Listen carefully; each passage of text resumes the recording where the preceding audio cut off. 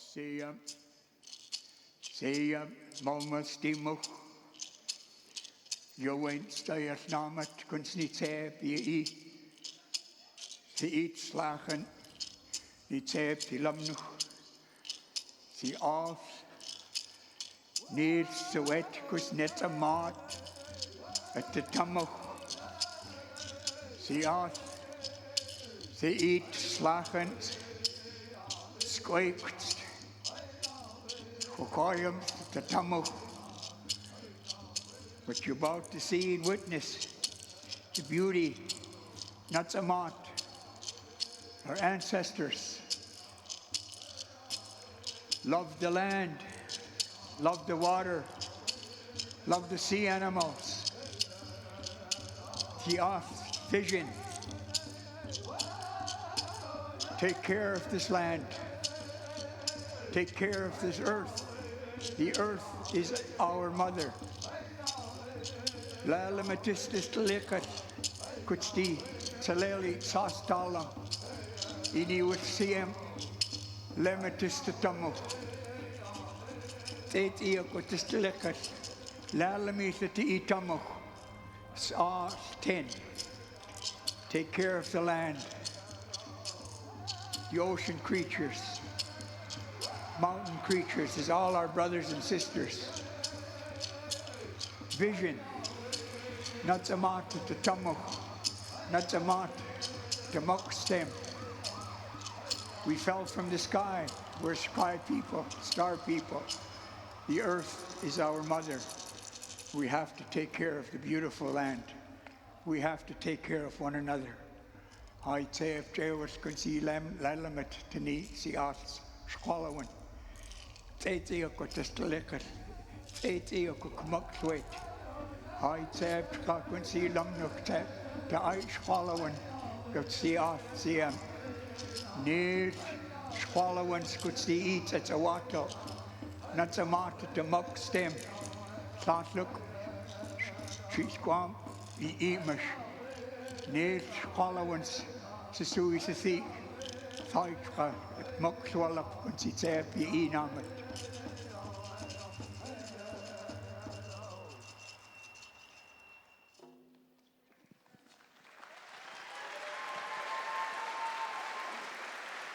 At this time, I'd like to invite to the stage Jill and Sasha LaPointe of Nooksack in Upper Skagit.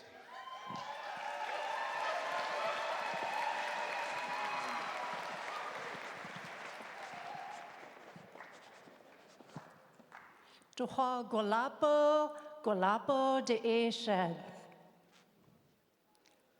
Ts'utsab, Atsi Tukiachas, Alti Padtab. To Yayus Alik.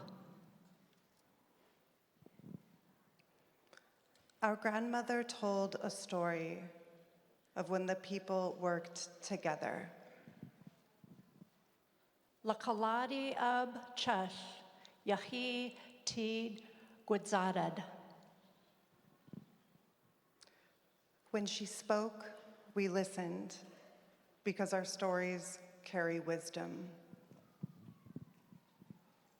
Ochawatil cho, ti Gwadgwatad, duh Shakil ti Shakolgwad, Ochawatil ti Aslakalbo Hulgwa.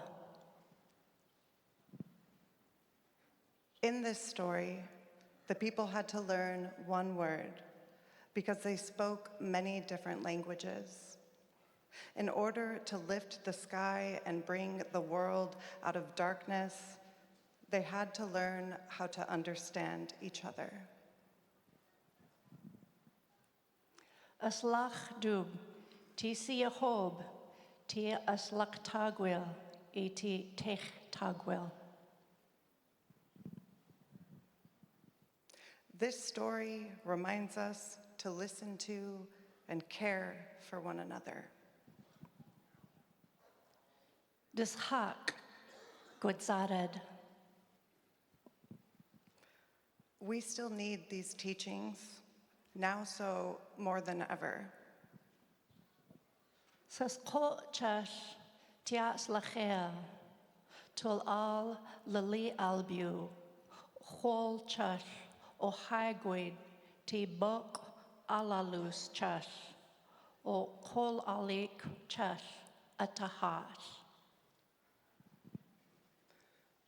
As we gather here today from different tribes and places, it is so important that we celebrate our cultures and our differences, that we hold one another's heart and spirit carefully. Llwhali il ti swaftiwtyd, I ti llwlabd ti lwch lach atsil talbiw. Because only together can we begin to mend the earth and look forward to future generations. Gwhali ta cholgwa ti swalach I ti techid I ti yalabs. May they be blessed with strength and safety and carry the pride of their ancestry. As boot bulachi bi tu buta chas, o hagwid ti ish zech bid chas. We raise our hands in thanks and honor those who came before us.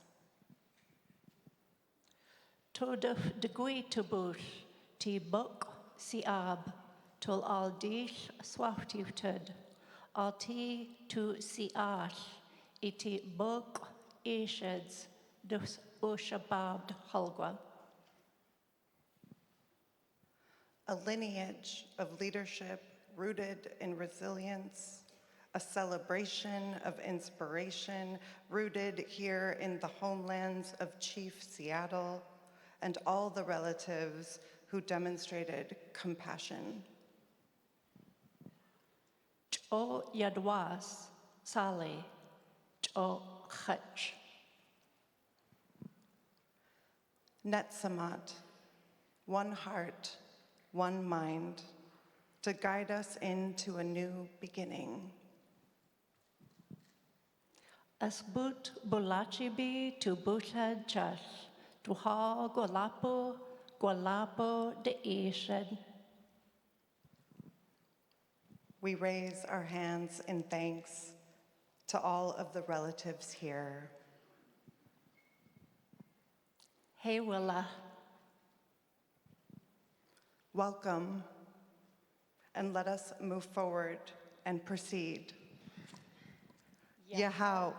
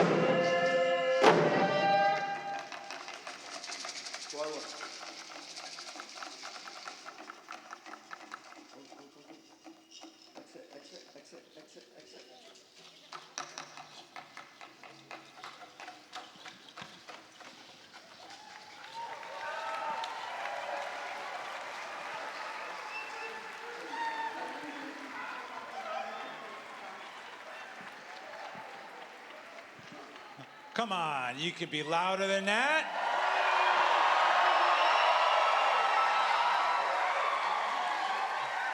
There it is. There it is. Hello, Seattle.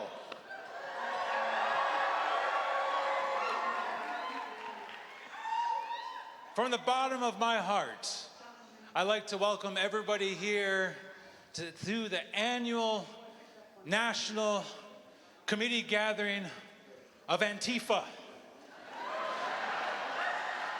Yeah. It's nice to see so many card-carrying Antifa members here tonight. I hope you paid your dues. The tote bags are in the back when you leave. Free library cards for everybody. Yeah. No, we are here at Netse Mot 2025. Hosted by the Children of the Setting Sun Productions and National Congress of American Indians. That's beautiful. I'm so happy to be back. I was here last year. I talked about my nipples. You can watch the video online. I did. Nipples are medicine. Just gotta say that, okay? There's a stage of teachings tonight. That's your first teaching. Nipples are medicine. No, I'm so happy to be back here today. And damn, there are so many natives in this crowd. I am so proud. Yeah. Yeah, you hear that? All my white folks in the crowd, that's what Custer heard. That's right there. Yeah. No, man, I'm so excited. There's so many natives here. I'm almost expecting Macklemore to show up. Just fucking pops up. Hey, guys. If not Macklemore, the great White Ruffalo, he might show up too. Our Mark Ruffalo brother. Sacred, he's sacred. No, I'm so excited, man. I'm nervous. You know, I got sweaty armpits right now. I'm all ready to be here in all its greatness. I think I saw Fawn Sharp is here. Fawn Sharp's right in front. From Quinault, previous NCAI president. Last time I saw Fawn Sharp was in Washington, D.C., and we were getting arrested to advocate to free Leonard Peltier.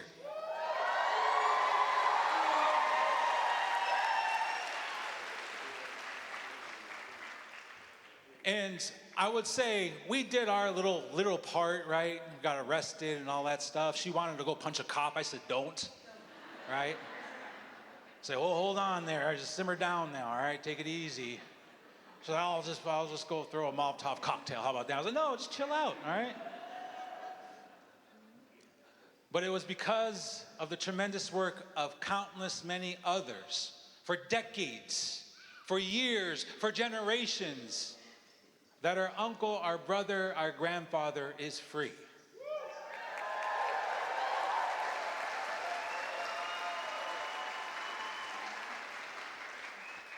Oh, who else is there? Brian Cloudersby's here. Brian is another former president of NCI.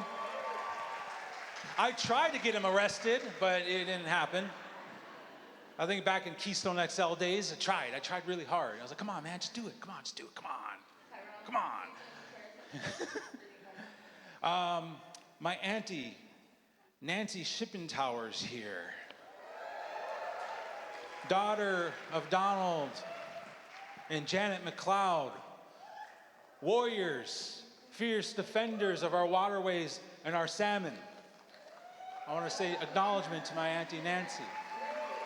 And to all of our water warriors here tonight, those who stand up in defense of the water and of the salmon.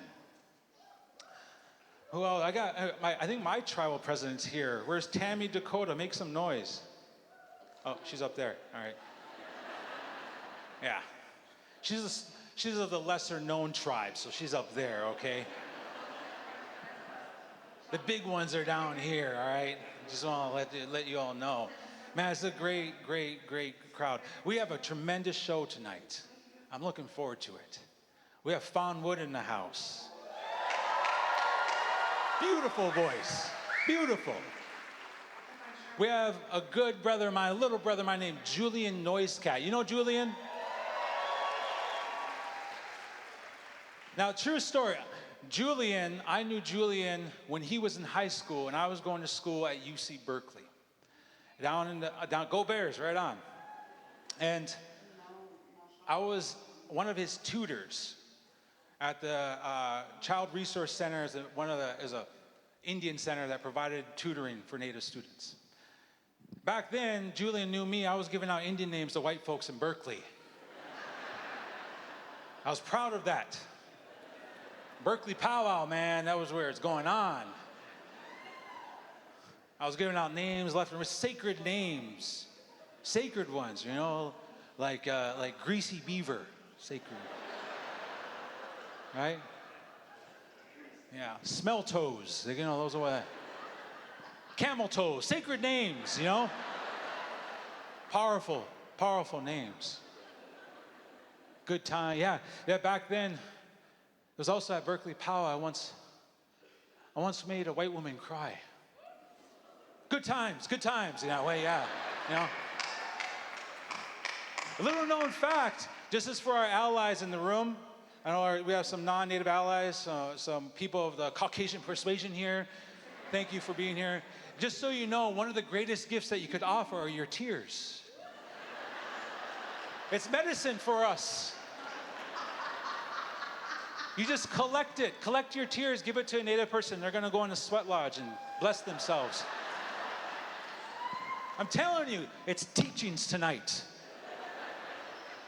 Bringing us together in that way. And there's so many tribal leaders here. Who's from NCAI here tonight? Let's get some noise. How many tribal leaders do we got in the crowd? All right. My people, I'm Dakota, and this is honest to God. Oh, all right. Rowdy old Lakota over there. In our culture, we call our leaders that decide to go on the council, all that, they call them the big bellies. True story, we call them big bellies. So shout out to all the big bellies in the room. Nice to see you. Nice to see you. Man, you know what I love? I don't know about Blackfeet. Do I love that? You know what I love about Indian men, especially tribal leaders that are men, is they're so damn humble. You ask them, they'll tell you. Someday, I'm going to have a contest. And it's going to be called the Great Humble Off. I'm going to do it at NCAI and have all the tribal leaders, and they step up to the plate, and they got to out-humble each other in front of the people. Oh, I fasted for 4 days for the people. The Navajo guy gets up, well, I fasted for 65 days, no food, no water. You know, just get over-exaggerated until they're like, I died for the people and I came back, you know? I'm Jesus. And then see a little Paiute guy fly away. Goodbye. All right, how many Blackfoots do we have in the room? All right. How many Sioux people, Lakota, Dakota folks? How about any Oklahoma natives? Are there any Ponkas here? All right, that person has a knife. Be careful. They are packing, I guarantee you. If any of you get in a fight, contact them. They'll back you up, no question to ask. Our Ponca relatives, they're like that. They're like the Spartans of Indian country. They train their kids young. Get out there, go fight.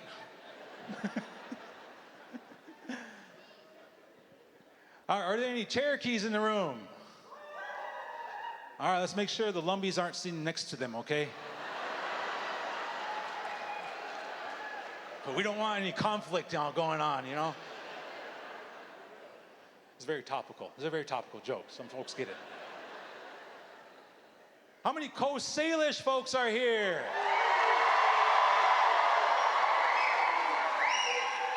All right, so like 4 of you, great. So good to see all of you. There is one person here that, in my humble opinion, is the most important person here. The absolute most important person here, and that is my mother. Where is she at? She's over here somewhere. My mom, Hope Two Hearts, is right in crowd tonight. She told me that she risked everything to be here tonight because she's deathly afraid of flying. And I said, Mom, you flew first class. Simmer down, just take it easy, all right? But I want to say this, one true story. This is a true fact here. I hold the record in my county, I'll say the Tri-County area of Southwest Minnesota, for the heaviest baby born. It's true. I was 1 ounce shy of 13 pounds when I was born. Yeah. Yeah. Thank you, Mom. They appreciate you. And she did all natural, right? Because like then the doctors are like, no, we're not going to give you medicine, you Indian. And she was like, all right. I was so big, I came out like I was at like a sweat lodge. I was like, oh, creator. Oh. Oh, Madakyo say, oh, my relations. So okay, I came out smoking a cigarette. Oh, happy to be here, huh? Oh, thank you. Oh, you know. I came out all sacred-like into this world. I love my mom, appreciate she's here. Yeah.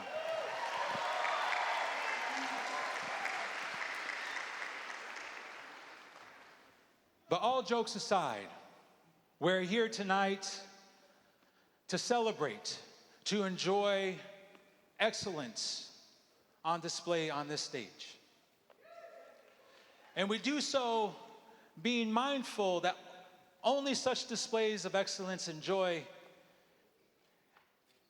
can be appreciated as long as we understand that it is only because of those who came before that we're able to be here tonight.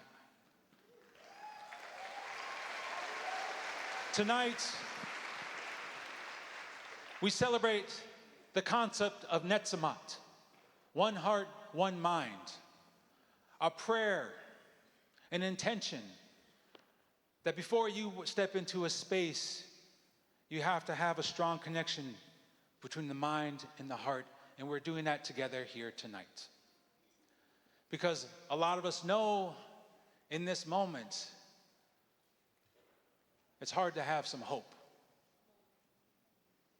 And it is through artistry, through the beautiful artwork of words, song, drum, of dance, do we spark a sense of hope within us. So to all my relatives, near and far, whether you're native or not, thank you for being with us here tonight. I hope you enjoy the evening. We have some amazing artists here and some amazing words. And I love you and I appreciate you to the fullest.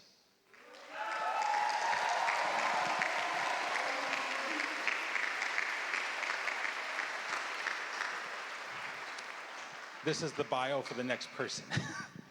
At this time, I want to invite Tulalip Councilwoman Deborah Parker to the stage.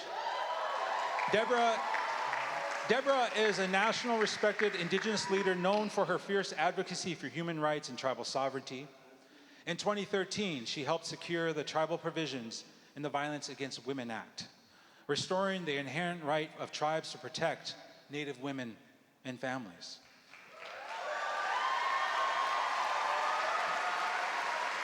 She later served as CEO of the National Native American Boarding School Healing Coalition, helping draft the Truth and Healing Commission on Indian Boarding School Policies Act. Guided by her Tulalip teachings, Deborah continues to champion justice, healing, and the sovereignty of Indigenous peoples. A round of applause for my sister here, Deborah.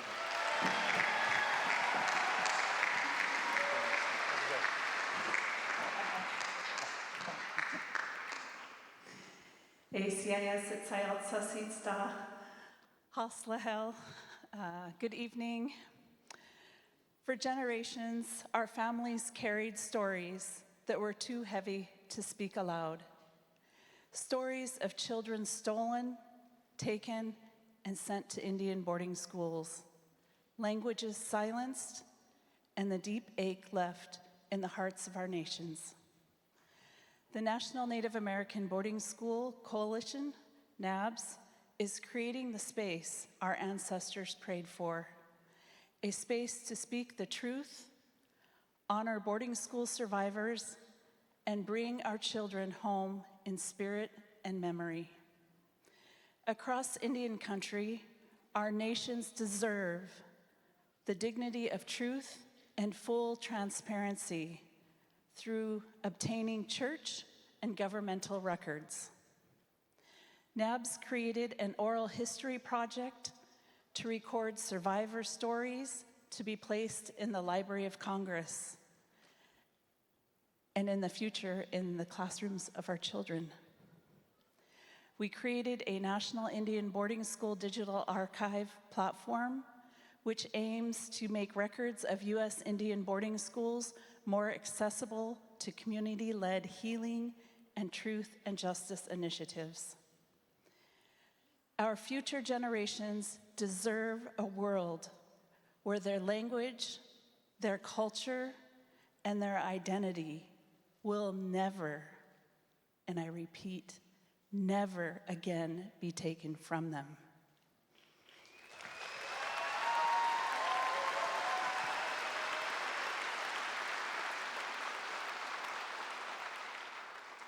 We invite you to join the National Native American Boarding School Healing Coalition today.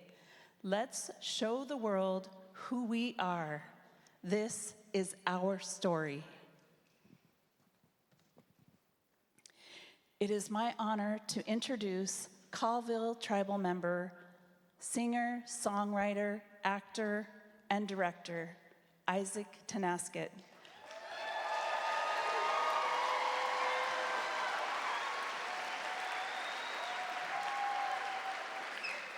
Tonight, he will perform See You in the Sunset.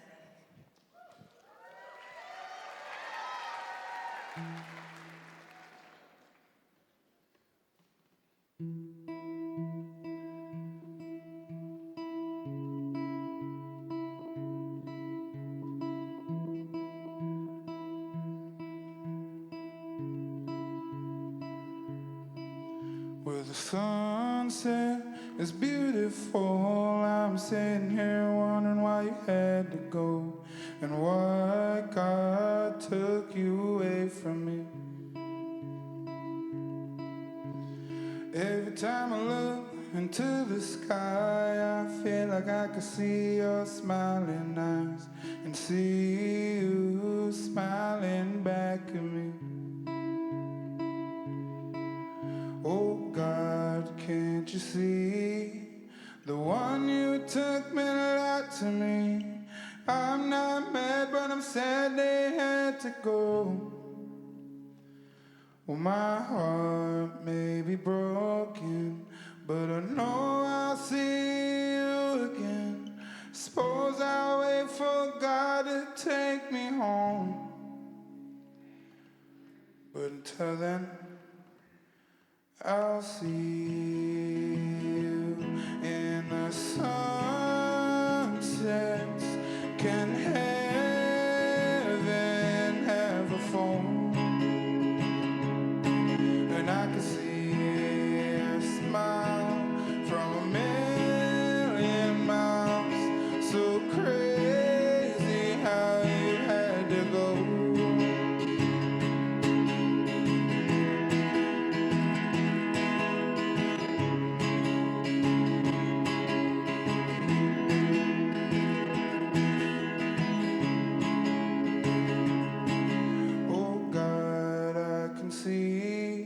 That everything is meant to be, and you got a plan for everybody's soul.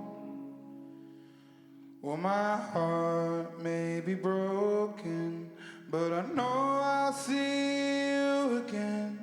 Suppose I'll wait for God to take me home.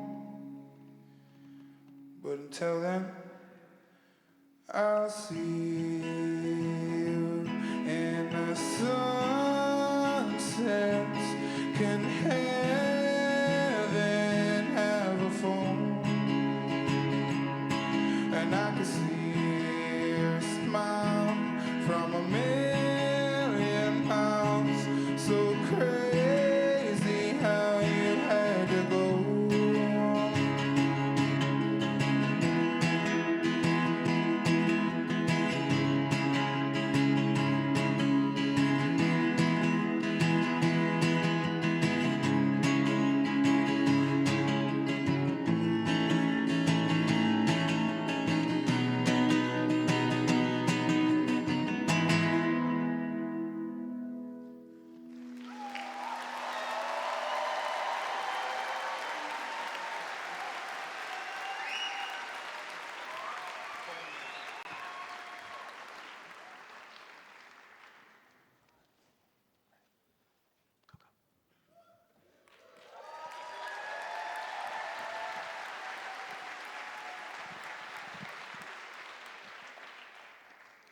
Our next performer, Baratunde Thurston, is an Emmy-nominated storyteller, producer, and thought leader, weaving stories of interdependence across our relationships with nature, humans, and technology.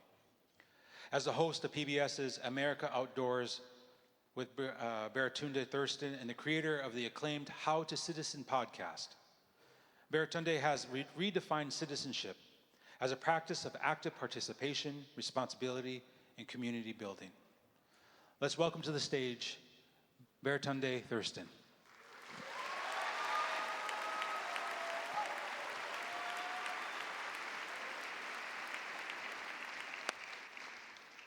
Can we please get another round of applause for Dallas Goldtooth? Come on, come on. This man came on this stage and said, "We need your tears, white people." I love that. That made this the best night of my week by far, by this year, most likely, because water is life, you know, and with a name like Goldtooth, too, I know he's got some black in him. I know our people have been through some things. I love people, but I really love our people's relationship with time. Like y'all have Indian time. Obviously, some of y'all came in a little late on that one, which is part of the point. We got CP time, right? Colored people time. And white folks see us and they're like, these are lazy, these are shiftless folks, they don't respect the protocols and the procedures. No, we just move at the speed of trust. That's what that is. And sometimes we're just late. It's not an anti-colonial stance, right? We missed the train and we overslept and we pressed snooze too often. But it's an act of liberation nonetheless. I come to you from the lands of the Agua Caliente Band of Cahuilla Indians. I currently live in Palm Springs, California. But that's not where my story starts. I'm the son of Arnold and Arnita, and I was raised principally by my mother, Arnita Lorraine Thurston, who was born into a really small story in 1940s America, a black woman in a city with taxation and no representation, in a house where she was subjected to abuse, in a larger nation where she was subjected to abuse. Yet I also witnessed in her a pursuit of freedom that was extraordinary, as were her expectations for me. They were extraordinary for me and my older sister. When she sent me off to private school, my mom gave me a bumper sticker. She wanted me to put it in my locker so I would see it every day, and the other kids would see it every day. That bumper sticker said, "Question authority." Yeah. And I put that sticker in my locker, without question.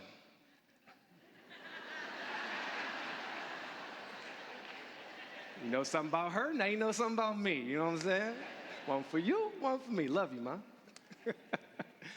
When I was no more than 12 years old, my mother gave me this colossal assignment.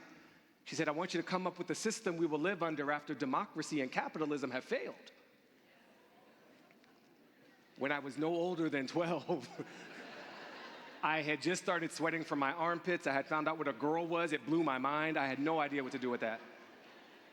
But it was a seed that was planted, and it would affect the course of my life. It would lead me to co-creating this show, How to Citizen, which sees citizenship as a verb, not as a noun, to weaponize and create separation between human beings or humans and the earth. And we did a good job telling many stories, making that. And then I got invited by PBS to make another set of stories, America Outdoors. I got to travel this nation and connect with people who are deeply connected to nature herself. I got to see America. And I got to see America. They are different nations, y'all. They are both beautiful, but they are different nations. And the greatest honor of that time was to connect me deeply to people of this land, of nations that were here before this particular nation came to be. It's an instinct my mother had as a child. When I was in like my early post 10 years old, it was the 90s, she took us to this massive powwow in Denver. It's like, why are we here? No one invited us. No one invited us. But everybody welcomed us. You know, she had an instinct for these things. So when we started making this TV show, our first stop was Death Valley. Now that's a hell of a name, Death Valley. When you can't explain something in the United States, there's likely one or two reasons for it. Number one, money, capitalism. Number two, white folks. And what happened here, I found out, is that a group of white explorers didn't make it across the valley. A bunch of them died.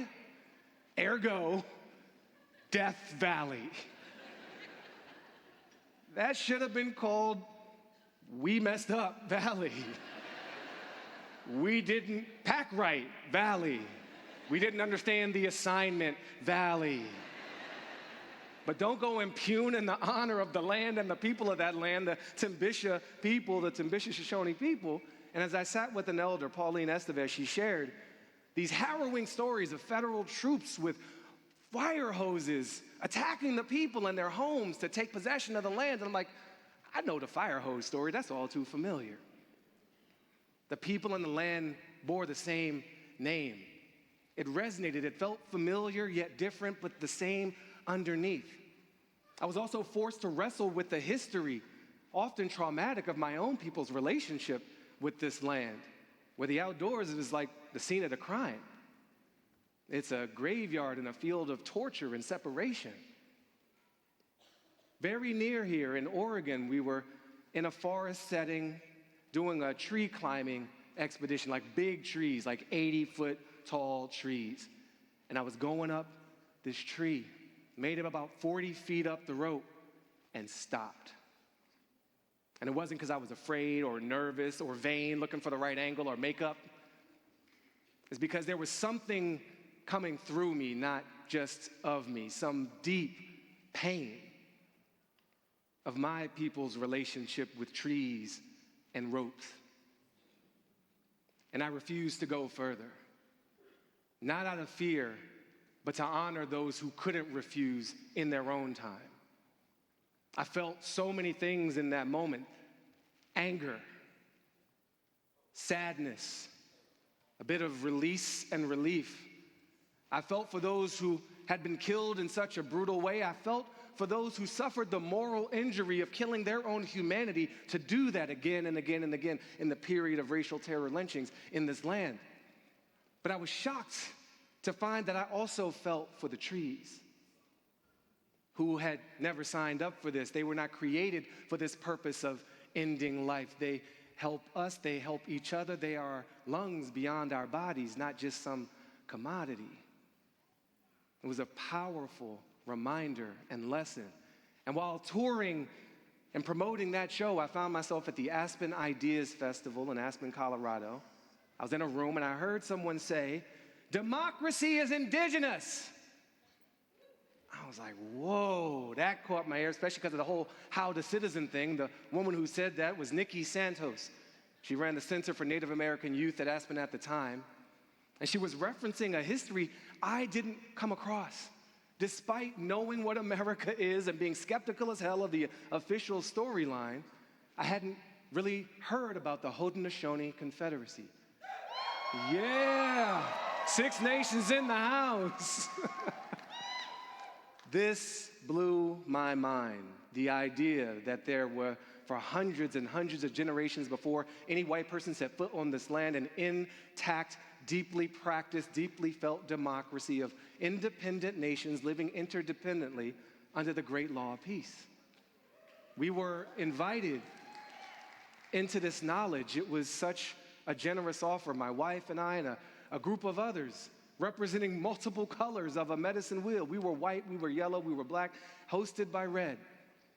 In Mohawk territory, in Akwesasne, by 5 elders who met us at the edge of the woods and wiped our tears and brought us in and welcomed us in the same way that had been done in the beginning of this particular nation's story. Shared with us the beauty and the pain Some of it so familiar, some of it raw, some of it like we just experienced on this screen. But underneath was a deep opportunity. Next year, we're going to celebrate the Declaration of Independence. That's going to be a big, awkward birthday party, right? What are we celebrating? But these elders, they are eager to resurface this history, these deeper principles of governance, of self-governance, where women have equal power, where you govern for the 7th generations truly sustainably, where Mother Nature is at the table right next to you, where peace is the highest calling of government, and where law is aligned with life. This is the opportunity we have to reset. In many ways, the democracy we're in is dying. In many ways, it never served most of us for most of the time we've been here. So we have an opportunity to invite something new in, and I'm only able to hold some of these threads together because we were so generously invited in. I think about my people, I think about our people, your people, people who were stolen from their land, people who had their land stolen from them, the most excluded from the official narrative, giving the most to the actual narrative. I've been weaving with this beautiful group, Black Liberation, Indigenous Sovereignty Collective, because our fates are so intertwined. Yes, give it up for Bliss. It's also a great word, Bliss.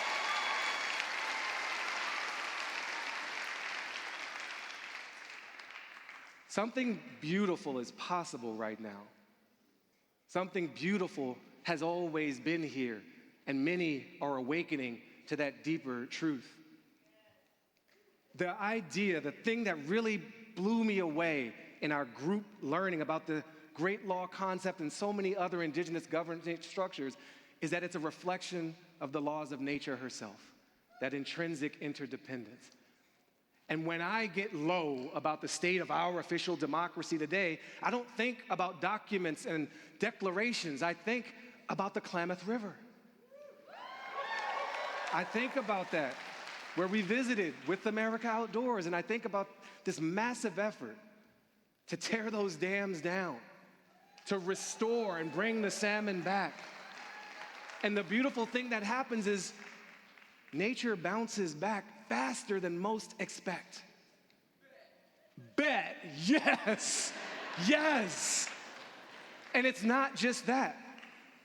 I have sat in ceremony with respect and honor and deep appreciation and seen elders sing songs in languages that were gone, because we can find what has been lost, because we have a way to tap deeply in to the emotional, to the natural, to the spiritual. All people have some ability to do that, and that's the level of creativity that is called for in the moment we're in right now. So, next year we could be people declaring independence again. Or we, the living, can declare interdependence.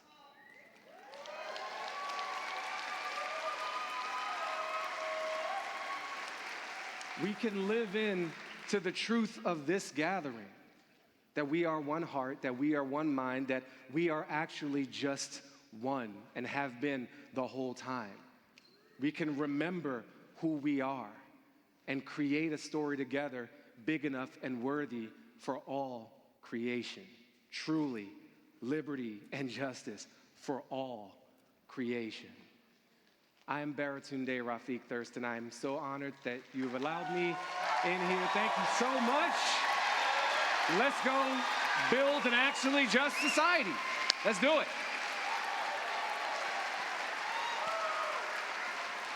My brother.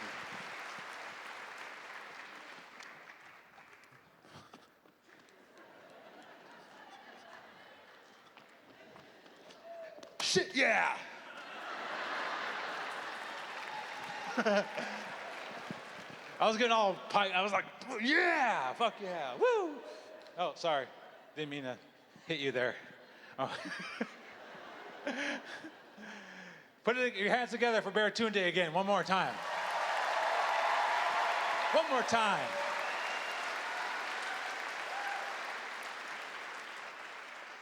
That's what I'm talking about, man. The fire.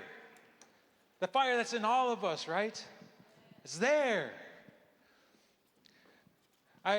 Hearing him talk made me think there's a sister in this house here somewhere. I think it's Ashley LaPointe is somewhere in here. Ashley LaPointe, Absentee Shawnee, Lakota, and she's a gathering of tribes unto herself. But I first met her at an action in Lawton, Oklahoma. Most folks know me. Oh, I won't say it. I was about to say something. I'm going to pull it back. But I first met Ashley at this action in Lawton, Oklahoma. Most folks know me. If you know me before I did this, I was an organizer for a climate justice organization. That's what I did. But I found myself involved in an action outside the gates of Fort Sill military base in Lawton, Oklahoma, because back then, at that time, sounds repetitive, but they were separating children from their families at the border. And they wanted to transport and place their children, these children, at Fort Sill, at the same military base where they put Apache children. And so we said, fuck that. So I went down to Oklahoma, and we did an action to block the entrances to Fort Sill. And I remember the night before, there was a powwow nearby. There was a Comanche powwow, and I went to go talk there. And one thing you may not know about me, but I get self-conscious, is I absorb people's accents when I hear them. You guys do that? You hear somebody talking with an accent? Especially if they're from Oklahoma and they got that accent. Y'all know what I'm talking about, especially NCI folks. So I got up there and I was like, they asked me if I could share a few words. I wanted to invite people to come to the action the next day. So I'm up there and it's all sweaty, hot, because it's Oklahoma in July or something like that. And I was like, I want to invite everybody here, come on out tomorrow and start doing my speech. But after a while, I started to be like, y'all, I want to just say, I started drawing out of nowhere. I just feel real good like that. Make my heart feel real good. See all of you out there tomorrow. And that, like that, in that way. I was like, where the hell is this coming from?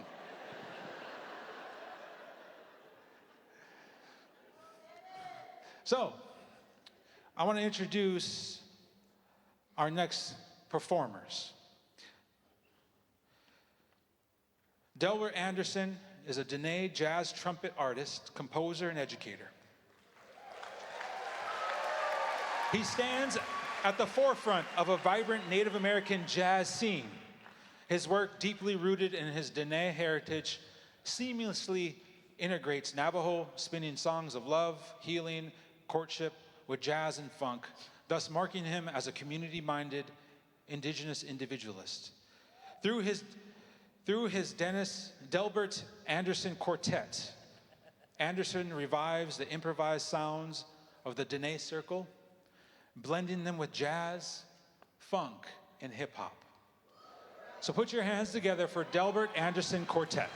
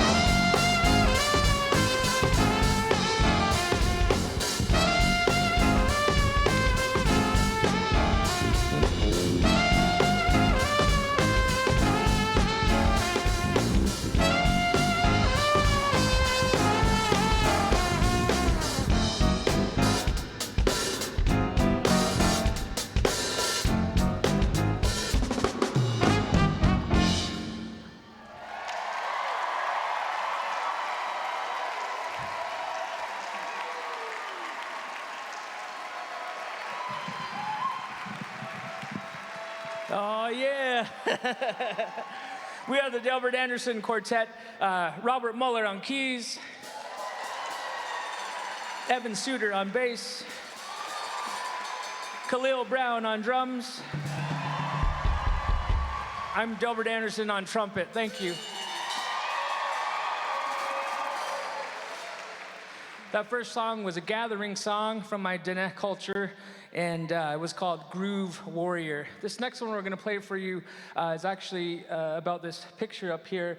When this was showed to the elders said this represented the number 3, which stand for past, present, and future.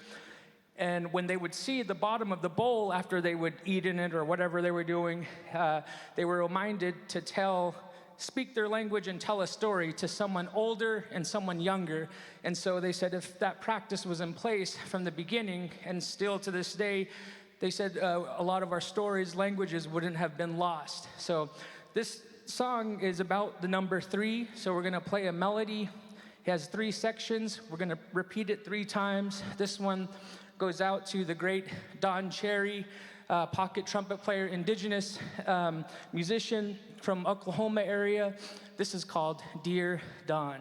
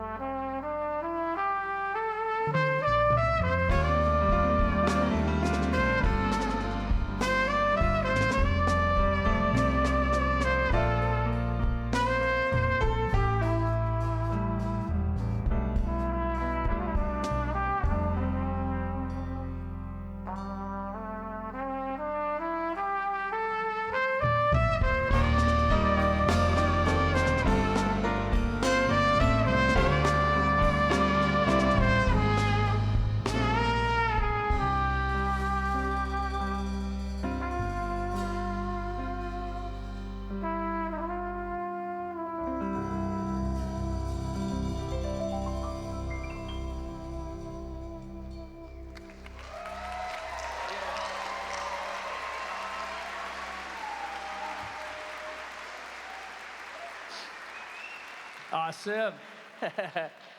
We're going to end with this tune. It's called Iron Horse Gallop, and it was written about a journey we took from Gallup, New Mexico to Anaheim, California. And this train ride was horrible. And in fact, maybe it was because we wrote about this experience, but after we performed this song, weird things happen, like instruments fall over, speakers fall down, audience tents collapses, and a bunch of weird things. So be careful after we play this song, This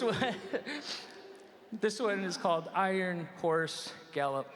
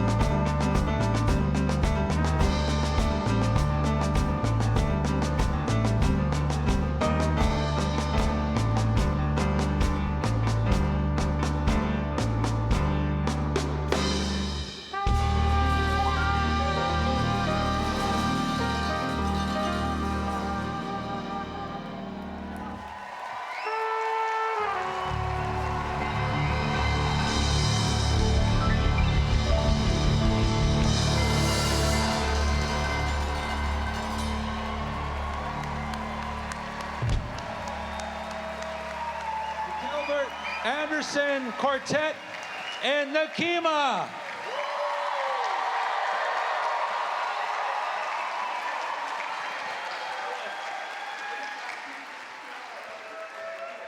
Thank you. Thank you. I didn't get to finish my story about Oklahoma. The whole point of us being there was just to say nobody is illegal on stolen land.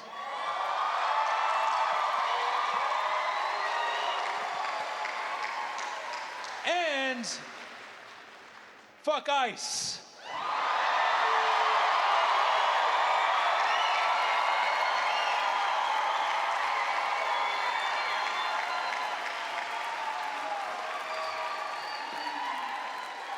And with that, we go into intermission.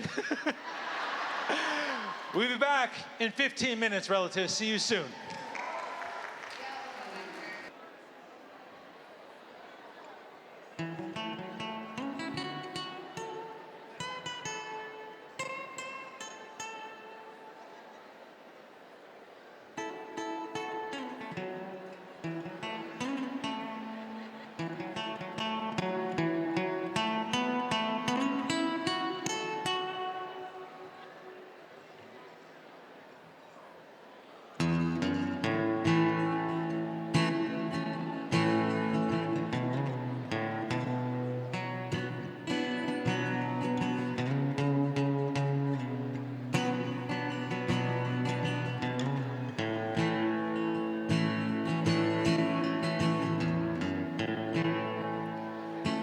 Spend my nights out in the ballroom. Liquor was the only love I'd known.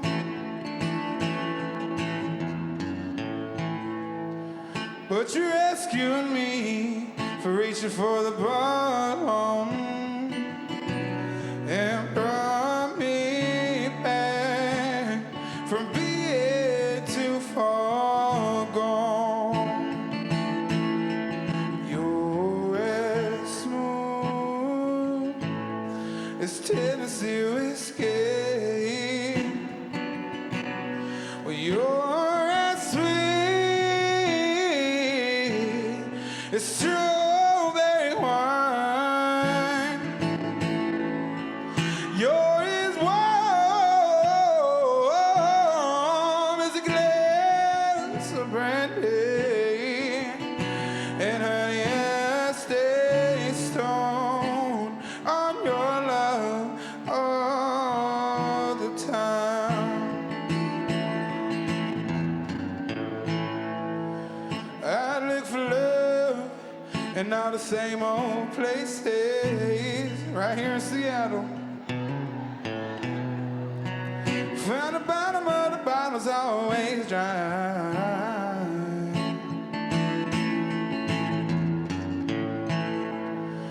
But when you poured out your heart, I didn't always stay.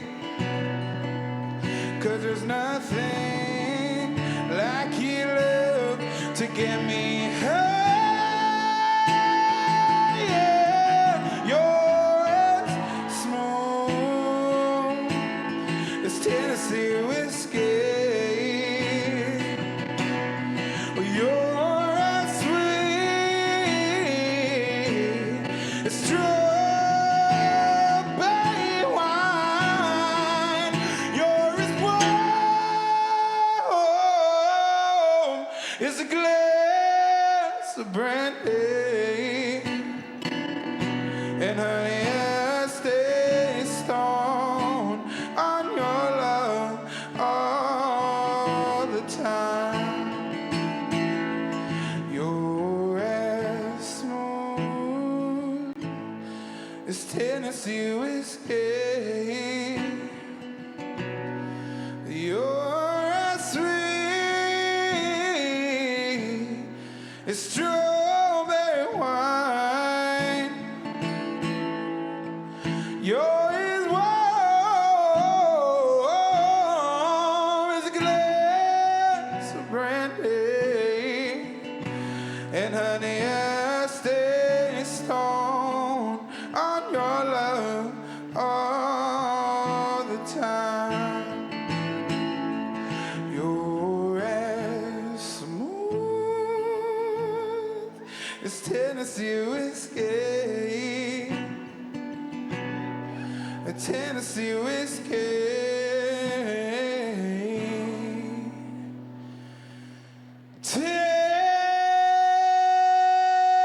Tennessee whiskey.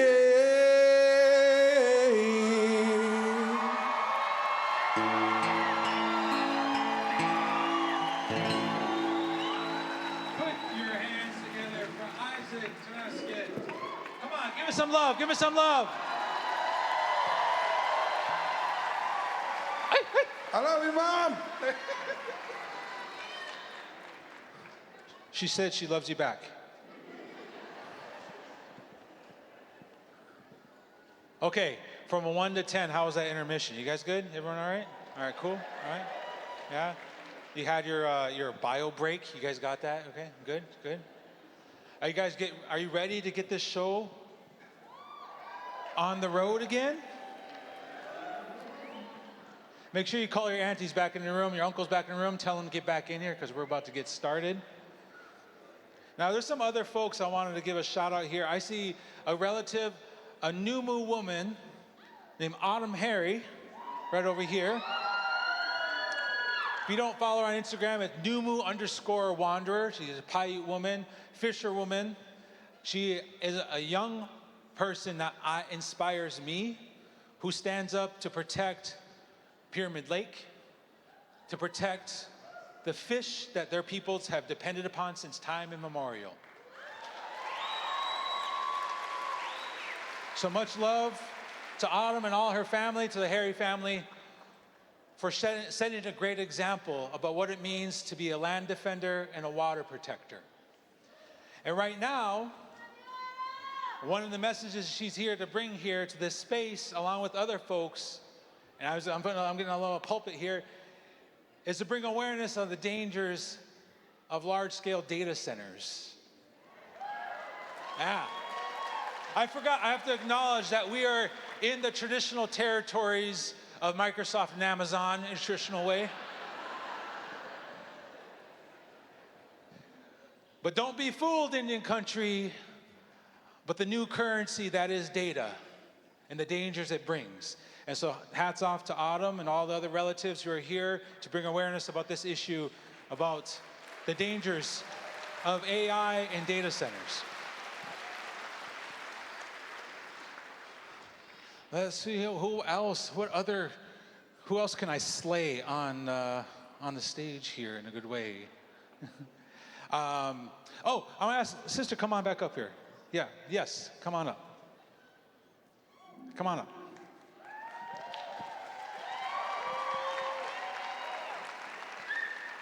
This is Nakima King from Upper Skagit.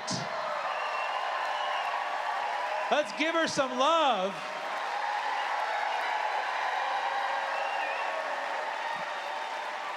Appreciate it.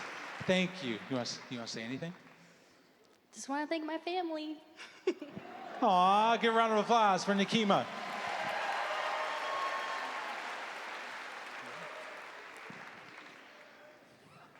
Beautiful, man. I'm feeling good. Are you guys feeling good?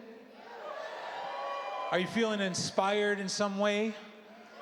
Yeah? I'm feeling it. So we're going to get this show back on the road. Ready? Oh, wait. I have one more other person I want to call is Amy Cordalis. Come on up, Amy. So Amy was here last year at Netse Mot, last year. Amy was a part of the critical fight to undam the critical rivers of her peoples. And she has a new book out, so I want to give the microphone and give space for Amy. Thank you. Ayukui, how's everybody feeling? Woo! Good, good. Well, it's awesome to be back up here on the stage, and I am thrilled to have my new book, The Water Remembers, out and about in the world. It is a memoir about my family's intergenerational fight to save the Klamath River. Yeah. On the Klamath, we removed 4 dams and opened, yes. And we opened up over 450 miles of spawning habitat. And within 7 days, y'all, the salmon came home. They came home. Yeah. And now the river is stronger and fiercer than I have ever experienced it. It is remarkable. So the book is a playbook on how to use law, grassroots activism, ceremony, culture to change the world and to uplift tribal rights and lifeways. And I hope you will consider getting it, and it will inspire you, because if we can do it on my home waters, y'all can do it on your home waters. So the Snake River's next. Kailani, my girl. That's right. Okay, so here's to a strong, free-flowing Indigenous future. Thanks, y'all.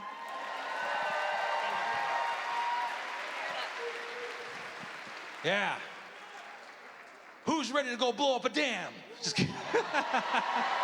I know a bunch of Indians are down for anything, yeah, right? Who's ready to go flip over a cop car? Let's go! Yeah. All right, let's bring it in. The lights are changing. Now, something I've come to learn, having been in these beautiful territories, that this region is ripe with amazing, powerful leaders. Leaders who have not only stepped up to the plate to defend and protect and speak on behalf of their peoples, but who have stepped up to a greater level on a national scale to speak on behalf of all Native peoples. And we have a tremendous amount of leaders who have stepped into the role as leadership within the National Congress American Indian. And so we wanted to take a moment to acknowledge some of those leaders who are with us now and who are no longer with us anymore. So with that, we're going to move into this honoring of our relatives.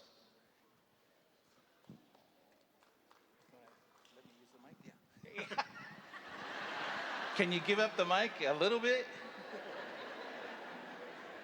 Dallas Goldtooth, everyone. Big round of applause. Wow. Can't believe I'm standing next to him. Friends and relatives, Gualapo T D Ishits Chot Arakwe Dachu, Donisatan Tista, Swadubs Chud. Where's the Swadubs at? Where are y'all at? I hear you out there. Tonight we honor some of our greatest leaders in Indian country who come from the Northwest, and I want to bring them forward at this time. Mel Tonasket, please come forward. Mel Tonasket is the Vice Chairman of the Colville Business Council. He has served as an elected official since 1970. While President of NCAI from 1973 to 1976, he mobilized national support for the Indian Health Care Improvement Act and the Indian Child Welfare Act.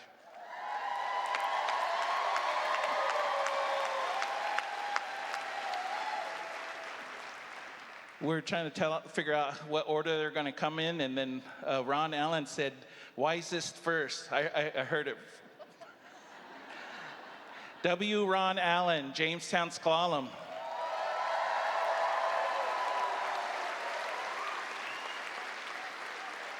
Ron Allen was appointed to the Jamestown S'Klallam Council in 1975, serving as chair since 1977 and as chief executive officer since 1982. He served as NCAI president from 1996 to 1999, and a total of 26 years as an officer since 1989. He's currently president of the Washington Indian Gaming Association, and Allen was inducted into the National Native American Hall of Fame in November 2025.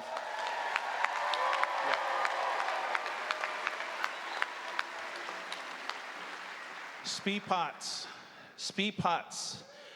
Kel Kaltsu, Kelkaltsu, Brian Clattisby. Speepots, he carries two names, Speepots and Kelkaltsu. Speepots means cub in Lushootseed, and Kelkaltsu was an original signer of the Treaty of 1855. Brian Clattisby is an active defender of sovereignty, treaty rights, and the environment. He served his people as chairman of the Swinomish Indian Tribal Community from 1997 to 2020.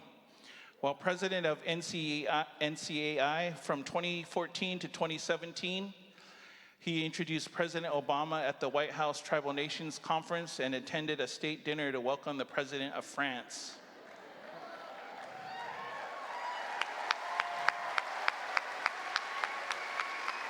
And in 2011, he was awarded the American Indian Tribal Leader for Achievements, a Tribal Leader Award for Achievements. Brian. Hiwishka, Fawn Sharp, Quinault Nation. Yep.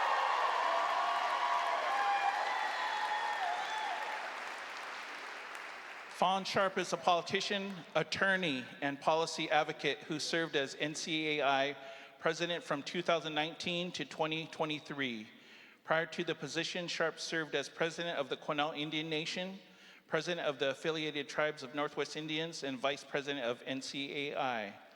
Sharp has served in a variety of non-tribal governmental capacities, including as an administrative law judge at the Washington Department of Revenue, a governor of the Washington State Bar Association, and as a governor-appointed trustee for Grays Harbor College. Fawn.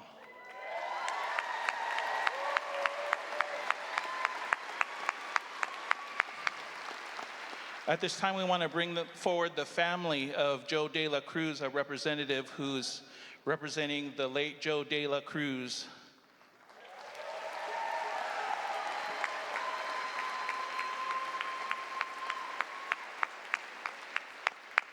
The late Joe De La Cruz served as Quinault Indian Nation chairman for 22 years and was known for tackling difficult and long-standing issues, including self-governance, access to reservation lands by non-natives, fisheries, logging management, and the status of tribes within American politics. He was one of the architects of the Centennial Accord, a formal agreement based on the principles of government-to-government relations.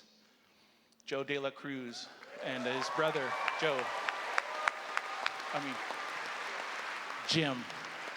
This is his brother, Jim. Thank you for being here. He served as, Joe served as NCAI president from 1981 to 1984. Also a family representative from the late Earl Oldperson. Cold Wind, Stu Sapu.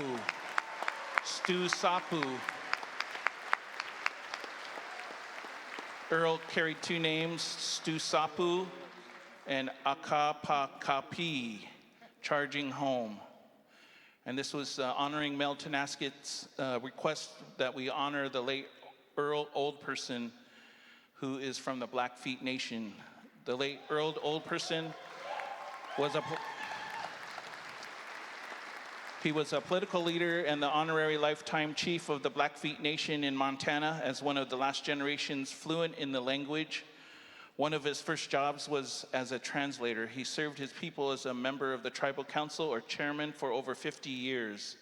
His advocacy included fighting against Blackfeet's termination and for the American Indian Religious Freedom Act of 1978, which protected access to traditional native sites and religious freedom. Ladies and gentlemen, please join me in standing up and honoring these tribal leaders from the Northwest.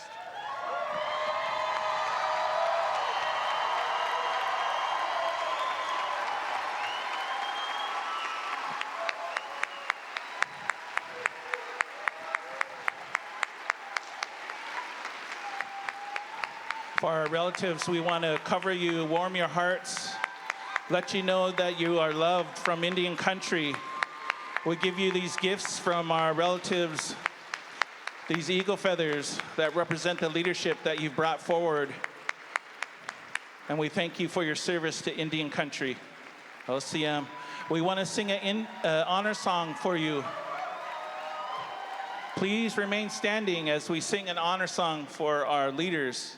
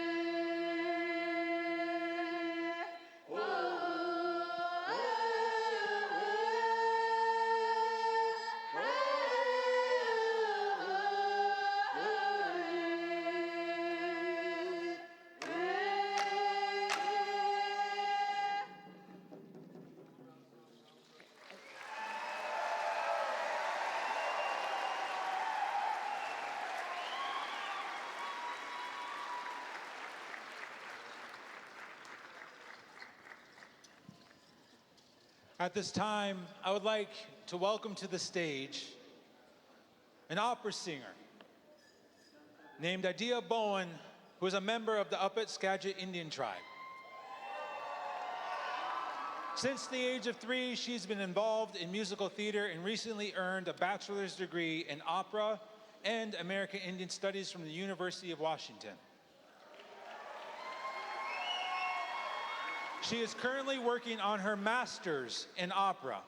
Bowen wowed crowds at the Seattle Mariners Native American Night with her rendition of the national anthem. And tonight, she's going to sing before all of you. Put your hands together for Idea Bowen. Idea Bowen.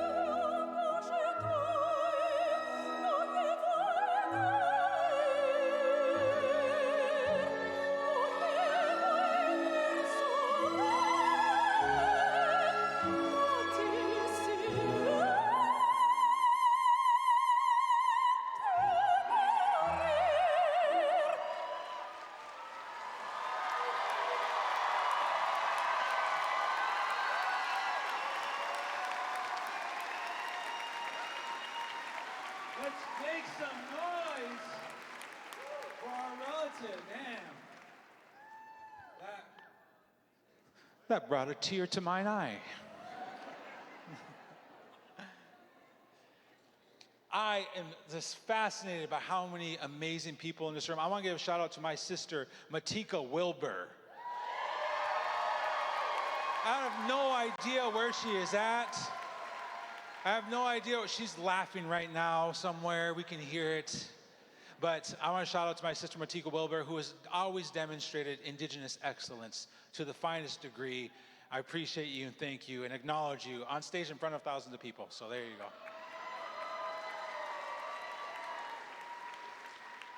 Next up, we have a good brother of mine. Julian Brave NoiseCat is a writer. Yeah.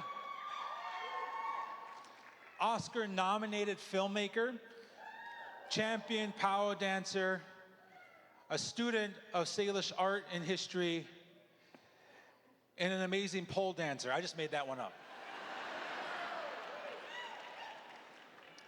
His documentary, Sugarcane, follows an investigation into abuse in missing children in the Indian residential school NoiseCat's family was sent to near Williams Lake, British Columbia. Sugarcane premiered at the 2024 Sundance Film Festival where they won the directing award in the U.S. documentary competition. The film has been recognized with 40 awards, including Best Documentary from the National Board of Review and nominations for a Peabody and an Academy Award. Let's put our hands together for Julian.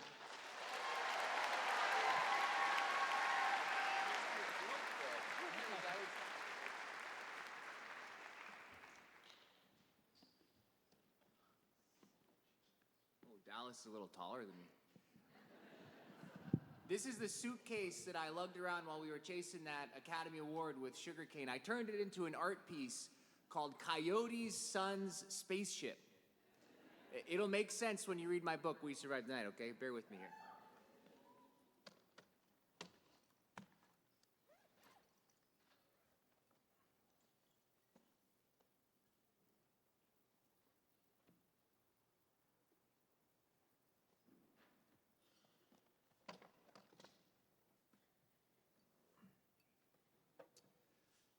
This is the Constitution song from Mount Currie, composed during a prior constitutional crisis on this land. And I'll just say, it's a lot more powerful when you choose to sing along. About a month ago at my book launch in Brooklyn, they were too chicken shit to sing. But I assume that's not the case here on the homelands of the Coast Salish. So when you pick it up, you better sing, okay?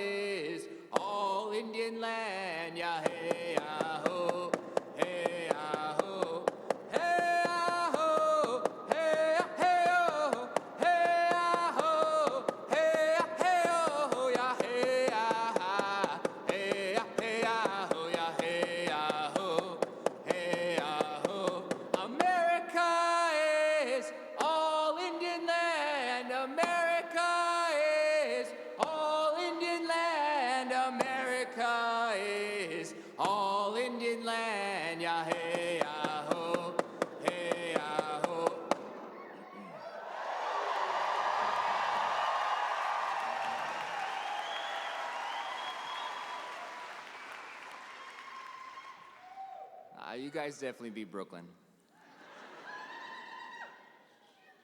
They say you should never judge a book by its cover, but tonight, here in Seattle, I'm gonna make the case that you could, maybe even should, judge my first book, We Survived the Night, by this cover. Let me explain. This artwork is called Coyote Sees the World Clearly by Jean Quick-to-See Smith.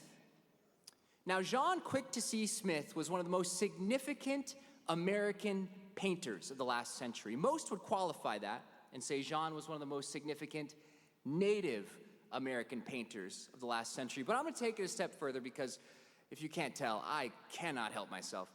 And I'm going to say that Jean was one of the most significant painters of the last century. And I'm going to say that in part, that's right, and I'm going to say that in part because Jean was one of the most significant artists to ever represent this guy right here, the trickster coyote, one of the most significant figures in North American culture and, dare I say, history and current events. You see, Indigenous peoples all the way from Central America to Western Canada used to tell stories about the trickster coyote, including Jean's people, the Salish, from what is now Montana, and my people, the Secwepemc and Statliunk, from what is now British Columbia, Canada. Over 5,000 years ago, according to linguists, archaeologists, and our own oral history, John's people and my people were once one people. In fact, prior to colonization, sometimes we referred to ourselves as coyote people, by which we meant that we understood ourselves and our world through stories about the trickster coyote who was sent to the earth by Creator to set things in order, but was a trickster. And so while he did some good, he was often up to no good. So after filling the rivers with salmon and populating the lands with descendants, he turned around and used those fish to marry into every single village along the river that would have him, because he was a bit of a womanizer. And after having all those kids, he abandoned us, because Coyote was probably the most epic deadbeat dad ever known to human history. In every single story about this guy, Coyote, he was an example to our children of how not to be. And yet we considered him second only to the Creator himself in our account of creation, an embodiment of the contradictions inherent to our own human nature, a representation of the paradoxes that drive and ride the metamorphoses of the world. So when I was thinking about whose artwork I wanted to use on this, the cover of my first book, Jean Quick-to-See Smith was the first person who came to mind. You know, in Indian country, we often say we're all related. I just realized that me and Fawn Wood are cousins backstage just like 2 minutes ago. But the thing about being related is that it often means we all have history. No, we're not all cousins. You can't kiss your cousins.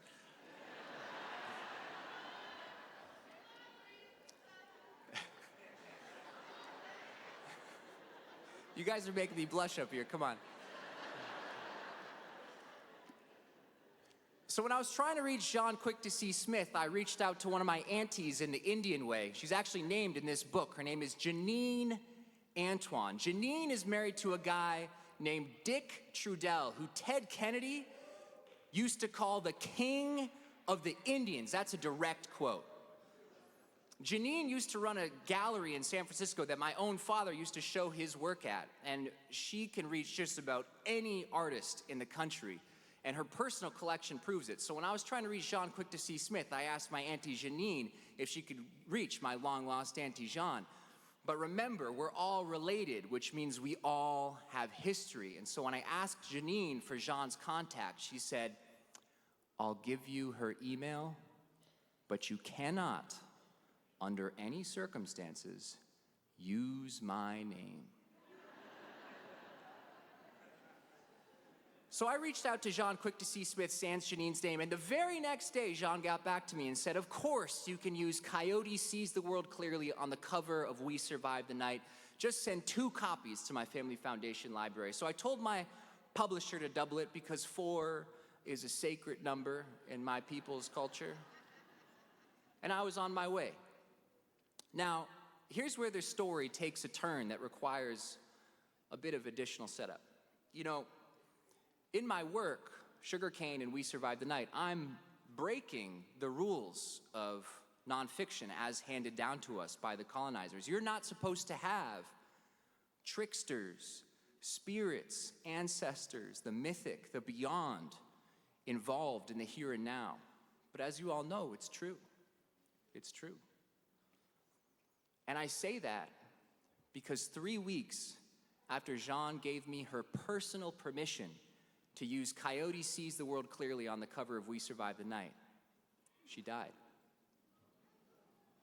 To the best of my knowledge, this cover is the last thing Jean personally permissioned while she was still here with us.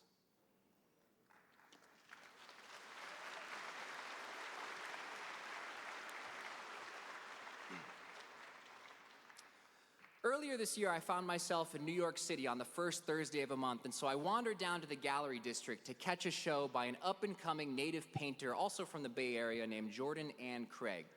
And as I was walking out of that show, I turned left, and I looked to my left, and what was on at the Garth Greenan but a retrospective by none other than Jean Quick to See Smith. So of course I walked in. And what was I greeted by? Not one, but 2 artworks representing the trickster coyote himself. A big painting on the back wall, the biggest one in the show, and a big statue, the only sculpture in the whole gallery, because if I know one thing about that trickster coyote, he is not going to settle for one piece of artwork in his honor. No, he needs at least 2. So I was thinking to myself, I gotta tell somebody the truth of this New York moment, this real-life coyote story that I wandered into. So I cased the room, and I identified the guy who looked like he probably owned the place. And I walked up to him and I said, hey, you don't know me, I don't know you, but this is who I am and how I am related to Jean Quick to See Smith and her artwork. And of course, I had profiled him correctly. He was, in fact, the gallery owner. And after finishing my story, he looked at me and he said, wow, you are crazy.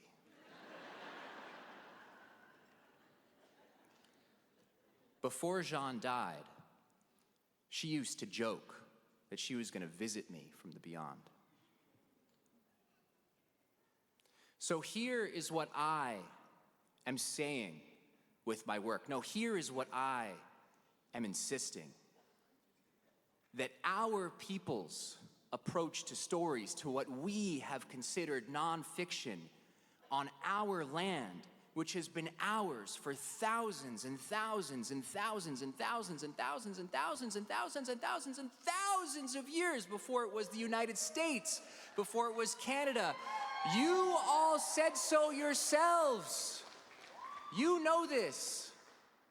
Still gets at the truth of how stories unfold right here on this land, which is always going to be ours.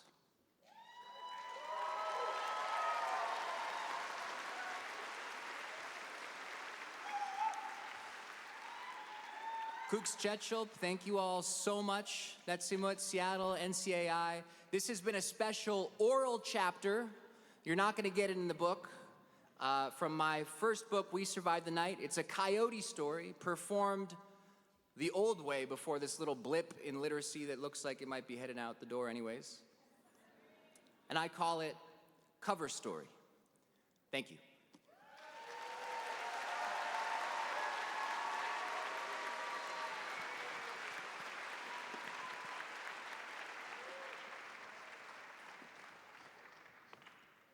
I've seen this scene too many times in my life where my brother has to move out of the house and he just got a little... But he's fancy now, it's not a trash bag, you know what I mean? We all know what I'm saying, right? Yeah. Fine, I'll go stay with my brother then. Round of applause for Julian NoiseCat.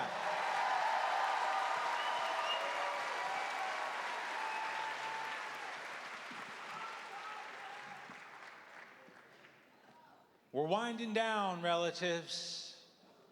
The journey tonight is coming to a close, but we've decided to close it out with a bang. Coming to the stage at this time, in my opinion, is a superstar.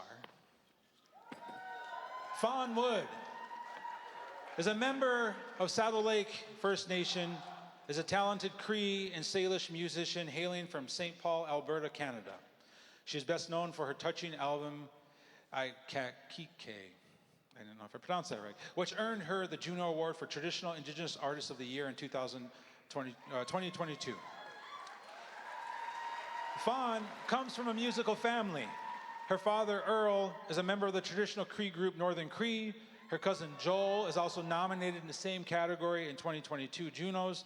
Fawn pursued her passion for her heritage by studying the Cree language at Blue Quills University, deepening her connection to her roots and culture. Joining her on stage is the drum group Cree Confederation.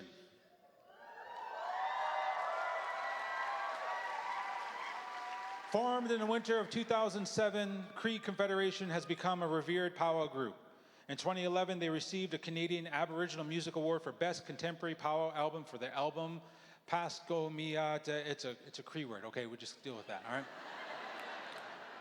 Let's come to an agreement that I can't pronounce that word.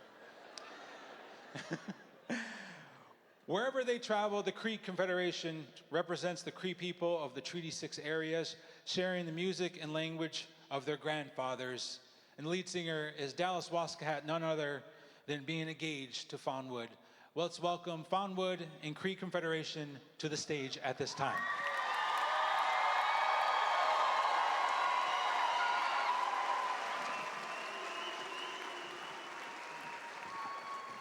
How y'all feeling out there? First of all, I just want to say tanse, kita Tonasket nawa, nawago magantik, Fawn Wood si gasoyan, oni Secwepemc Nation, nimiwete ne guanamotsikita ne gituti anuta, Netse Mot, hai na naskamun. First of all, I want to open our set with a very special song. This song means a lot to us, and it's a blessing song. I want to offer this song to each and every single one of you, no matter where you come from, no matter what tribe you come from, that you leave here with a little bit of that Beimatsun, that good life, that good energy, and that you may all return to your home fires, and it's exactly the way you left it. So with that, I would like to offer you this song in blessing and in prayer.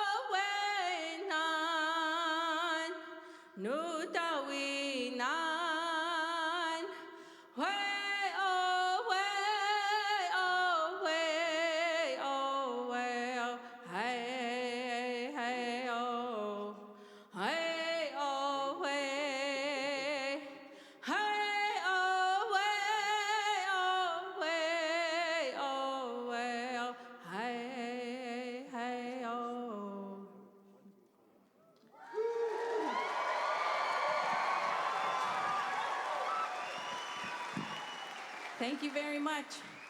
At this time, it's our honor and our pleasure. Our group here, Cree Confederation, traveled a long way to come and bring that energizing, amazing sound of the Boîte Simoine, otherwise known as the powwow. At this time, we want to bring out our powwow dancers. We have some dancers from the Treaty 6 area to come and dance for you today. Make some noise for our powwow dancers.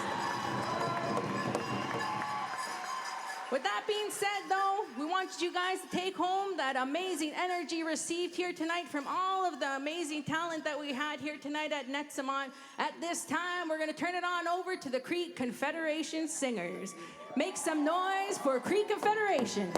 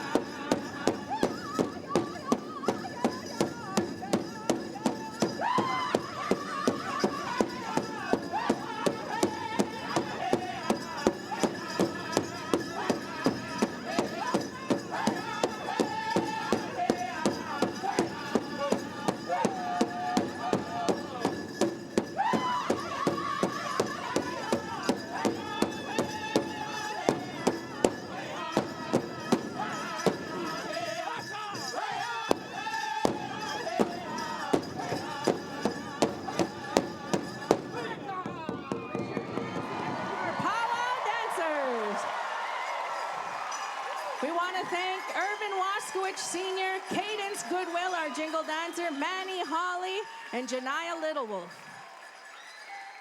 At this time, we have a special treat for each and one of you guys. You know, our Nehiyawak people, we're most well noted for a style of song and dance that come from our people.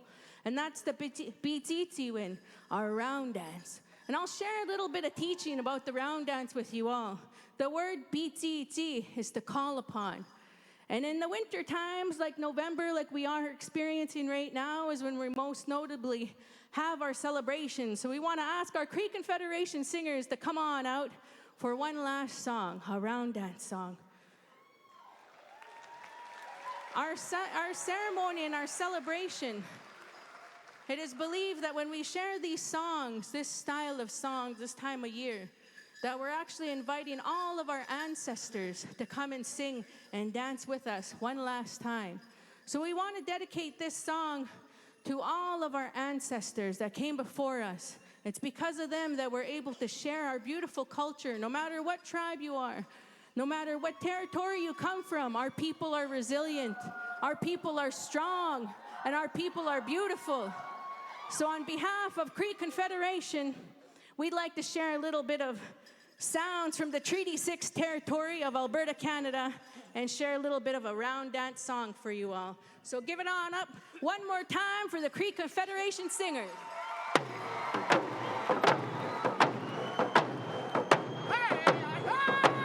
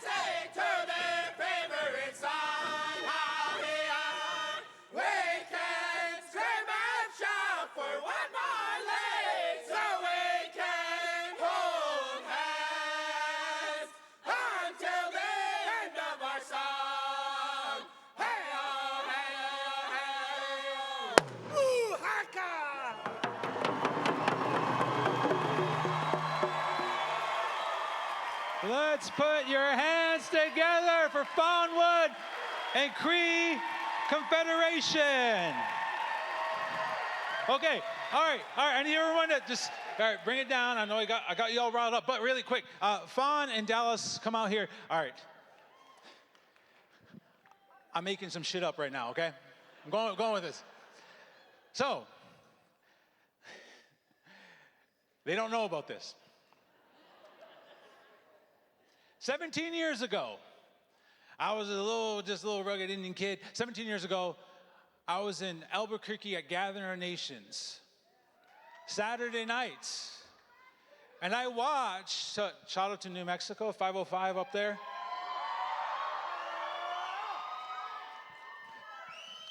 I was way up in the grandstands, in the pit there, way up at the top.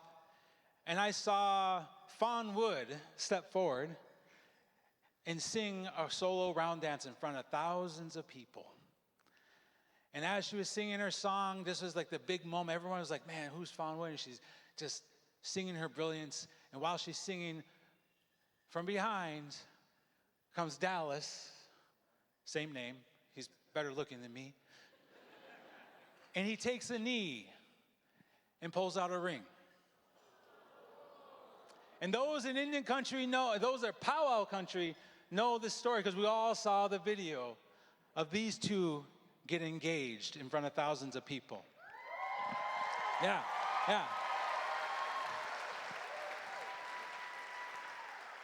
But they haven't gotten married yet.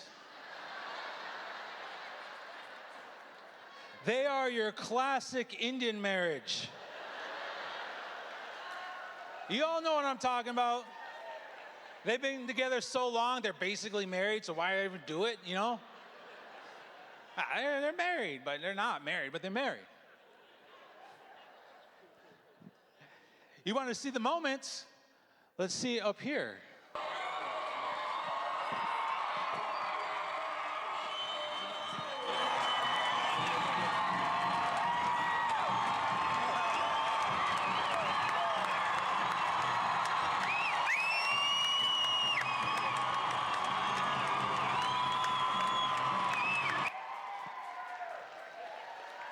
Yeah.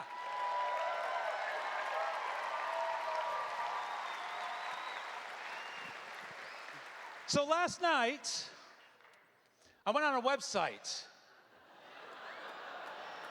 and I got ordained. So tonight, ladies and gentlemen, Netse Mot, thousands of strangers here, we are going to marry Fawnwood and Dallas Goldtooth.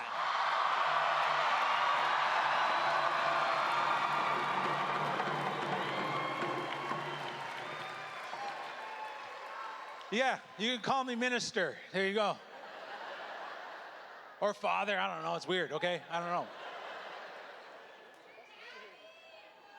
Daddy? Whoa, hey, hang on now. Chill out. All right, I only go by Zaddy, okay? That's the only thing I accept. And so, in front of everybody here, I'm serious. I legit got ordained last night. I paid $40 for it, okay? So this is all legit. Are you guys down? All right, hold on. I got to stand here.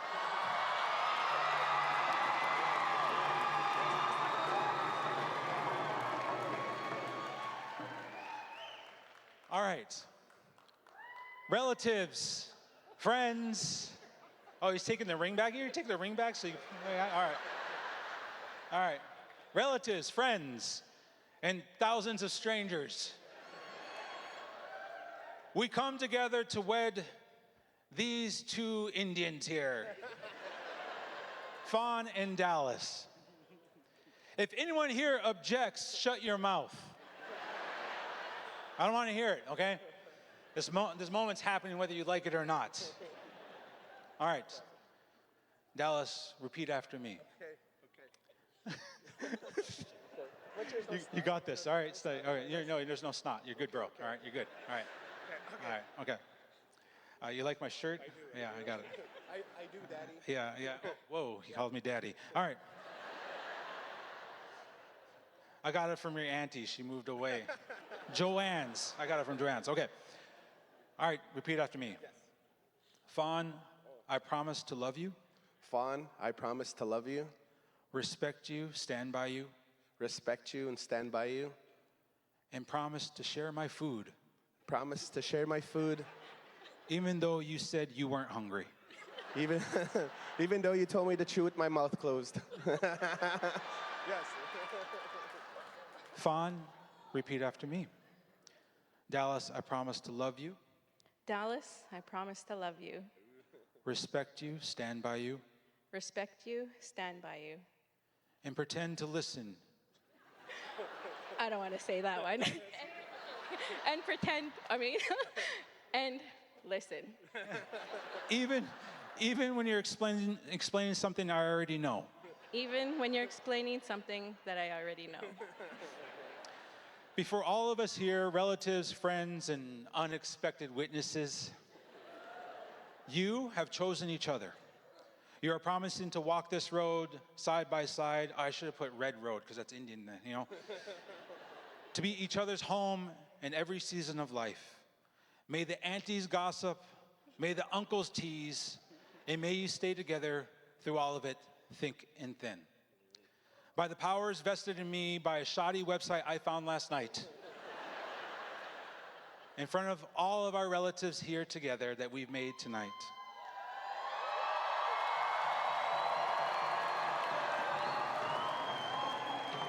I now pronounce you husband and wife.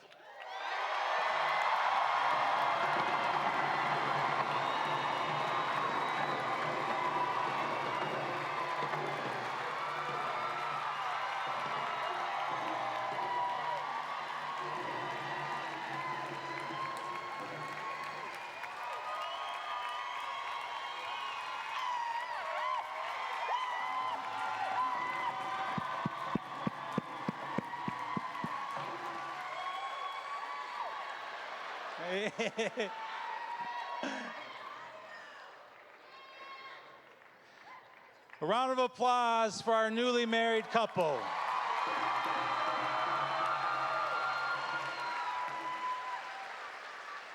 And now we ask our relatives come back into this space to help close us out in the way that we know best, through prayer and song.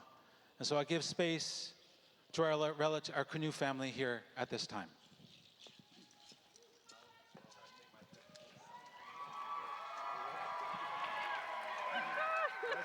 Holy shit, man.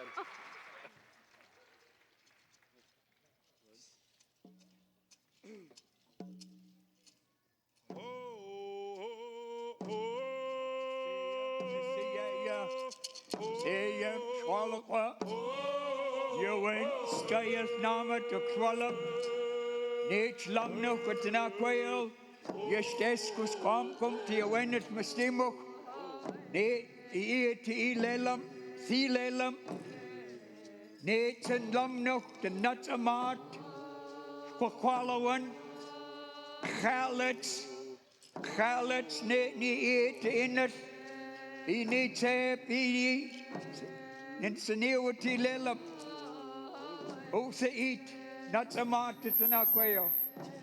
First, I'm going to say thank you for being here, taking care of spirit, taking care of yourself, taking care of the children that are still coming. We are in a house, a big house, with many leaders, many caretakers. Now I see and I feel Netse Mot Gathering. To him a muckswait. Put your hands together for this beautiful ceremony. Netse Mot Gathering. To him a Tsq'secen. According to the laws of our people, this is the first prayer. First prayer, thanking the Creator that we're here. Taking care of that beautiful spirit. Welcoming the children that are still coming. Netse Mot Gathering. It is truly one heart, one mind. On behalf of my nieces, nephews, grandchildren, thank you. All I could say is put my hands up to the one that gathered us here today, the beautiful people. One heart, one mind to the people.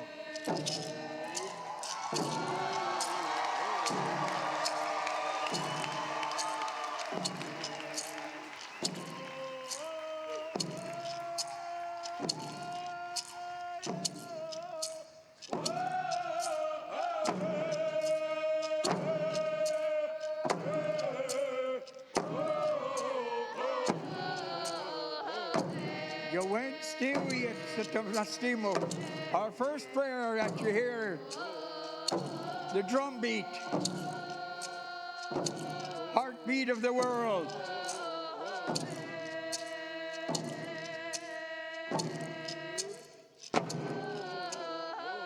I say will see him. O se eat I slachen niet lamne na quail. One heart, one mind.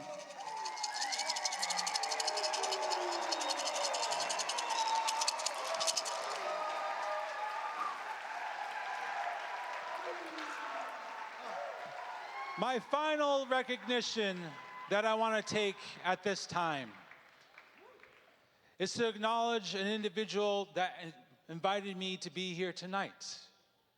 Daryl Hilaire.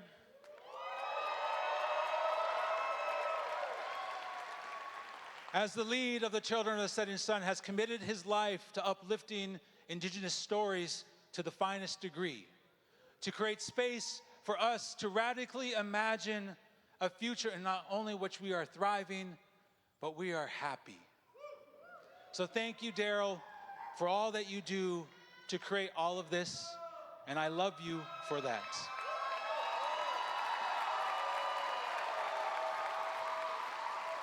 Farewell, relatives. I wish you the very best to our relatives who are going to NCAI and our tribal leaders.